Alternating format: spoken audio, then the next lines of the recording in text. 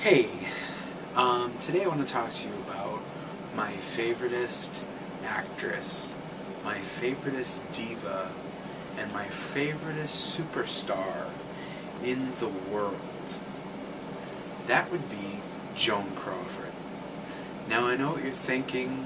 A lot of my friends say, you're batshit crazy.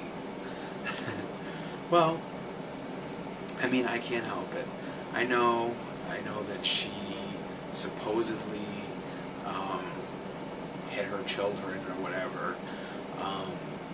That's one of those things you can speculate on.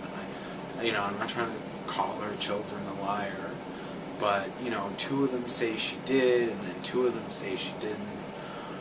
One of them wrote a book on it, and I don't know. That doesn't really interest me. I think I did first get interested in her through all that mess. There's that movie about it, Mommy Dearest, and I thought, geez, that sounds pretty crazy. So I was curious, and I had to check out the Mommy Dearest movie with Faye Dunaway, and oddly enough, for some reason, that movie got me interested in the actress Joan Crawford's actual movies, and I wanted to see more what she was like. And over time, I found that I really liked her.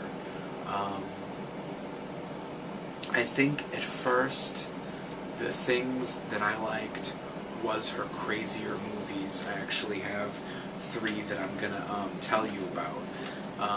The more crazy, the more dramatic, the better I liked it. And that kind of changed a little over time. I mean, not completely. I think I still enjoy those quite a bit. But if you go back further, you find a lot of fun comedy movies and different things that you might have to somewhat like old movies to enjoy it, but I think some of her later crazy stuff you probably don't have to like old movies to enjoy, because some of them are pretty shocking or pretty intense, or whatever you want to call it. And I guess I'll tell you a bit about them. One of them is Harriet Craig. Now, this movie is about an uptight woman who wants to keep her house perfect and wants to keep her husband in line, and she's just a total control freak.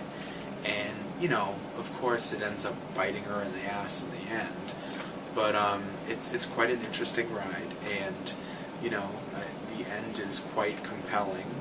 So that might be something you'd enjoy. Again, that's Harriet Craig. Also, one of her later ones, this is after she made, what is it called? This is after she made Whatever Happened to Baby Jane with Bette Davis, which is also an amazing movie. But, I mean, everyone knows that one, so I figured I'd tell you something you might not know. This is Straight Jacket. This movie, oh my god, it's insane. It's one of the most gruesome, not necessarily gory, just gruesome old movies that I've seen. It's an old black and white movie, but I'll tell you, it is nuts. She finds her boyfriend cheating on her, and she cuts him up with an axe, as well as the girlfriend, and the movie goes from there. I mean, that's the opening part, and then it just goes on insane from that part, and she just plays an amazing psychotic person. So I loved this movie when I saw it. Also, and this is the top. If you want to see her be a complete bitch, this is the top movie. Queen Bee. She is just a conniving little bitch from hell. And you know, if you want to see some, if you like that Diva bitch from hell thing, this is the movie you want to see, Queen Bee with Joan Crawford.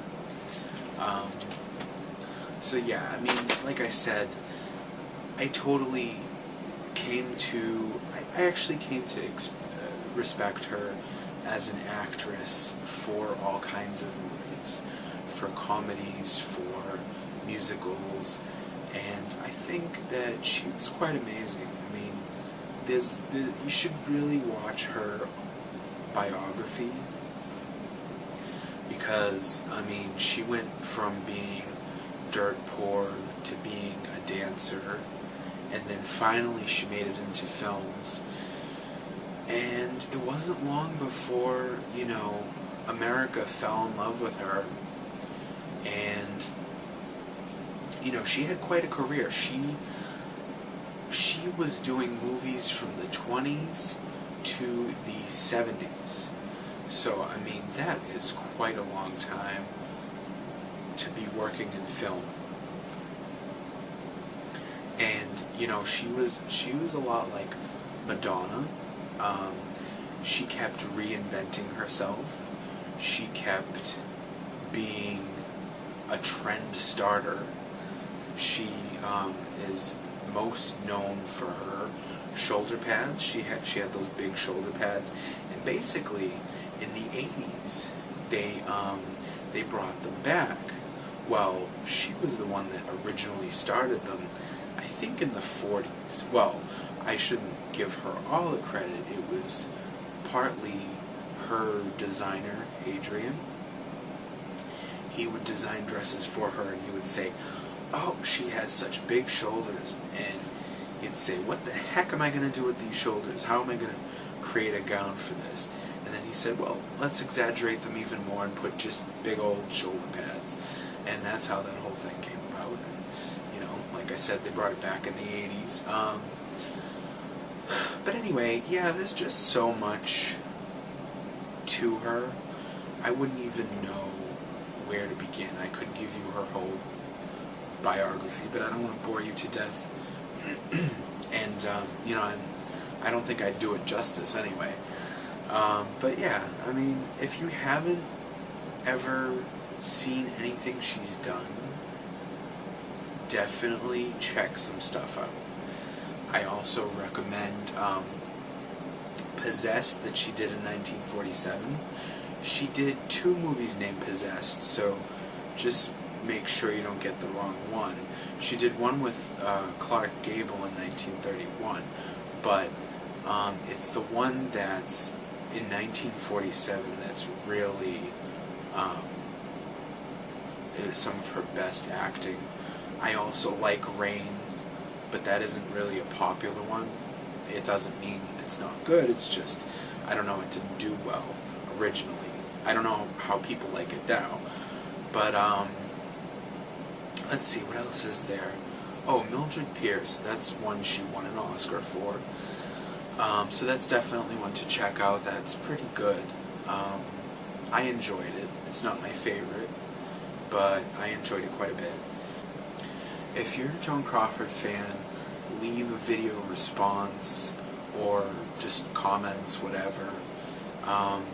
Also, don't be afraid to subscribe if you like the videos. Thank you for watching. Bye.